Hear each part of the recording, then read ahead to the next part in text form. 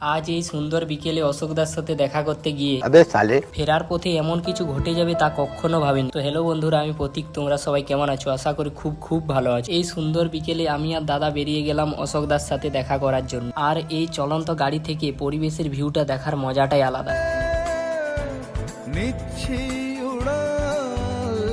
অটোতে 5 থেকে 10 minute journey করার পর ফাইনালি পৌঁছে গেলাম মালুঙ্গি, যেখানে অশোকদার রুম। তারপর অশোকদাকে কল লাগালাম। অশোকদা বলল, তোরা যেখানটাতে দাঁড়িয়ে আছিস তার অপোজিটে আমি বসে আছি। তারপর 2 থেকে 3 মিনিট ওয়েট করার পর রোডটা ক্রস করলাম।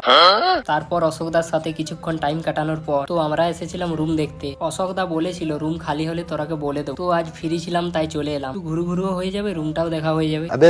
কিছুক্ষণ সময় কাটানোর পর এই ভাইটার দোকানে চলে এলাম। তো এটা আমি জীবনে প্রথম খাচ্ছি। নামটা আমি বলবো না, তোমরা যদি জানো তো কমেন্ট করো। এটা দেখতে যতটা ভালো খেতে আরো ভালো।